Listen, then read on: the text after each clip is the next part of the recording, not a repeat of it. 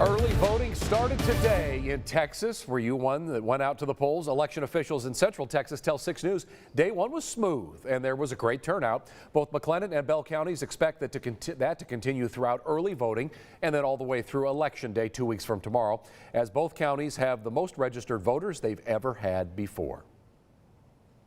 The year again. Political signs on every corner, people forming lines to check boxes. And you can't forget that selfie featuring an exercise of rights. Things are going really well. Anecdotally, we're hearing that we've got big turnout. James Stafford, Bell County spokesperson, says it's showing in day one of early voting numbers. 4,679 ballots were cast in person in Bell County on Monday, with the most votes coming out of Temple ISD admin building. Stafford said the Bell County Courthouse Annex stayed busy too, as wait times got up to 50 minutes long. McLennan County saw 3,629 citizens head to the polls Monday. Both counties are expecting strong turnout for the November midterm elections as the population has boomed. The growth of Central Texas is going to be a huge reason. We have more people living in Central Texas, and thankfully a lot of them want to make their voices heard. Bell County has more than 128,000 registered voters. We believe that is a record high, so there's a lot of interest, a lot of people who are really interested in voting in this midterm election.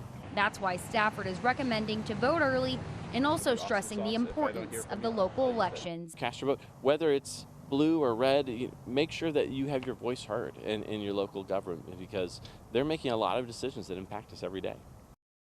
6 News' Bailey Bates reporting for us on early voting tonight. Now, this week the polls will close at 5 o'clock in both Bell and McLennan County, but if you're trying to cast your ballot after work, maybe next week will be a better time frame for you, as the polls will stay open until 7 p.m. A little more time for you to get there. And if you plan to vote by mail, you have until Friday to apply. Your application needs to be turned into your county election officer before 5 a.m., not just postmarked. It actually has to get there. You can vote by mail if you're 65 or older, or if you have a disability, or if you're in jail or pregnant and expecting to give birth. And if you haven't cast your ballot as of yet, you can still head to our 6 News election guide to find out what's on the ballot, learn all about it, learn where you can vote, and more by texting the word VOTE, V-O-T-E, to 254-777-6000. Good luck.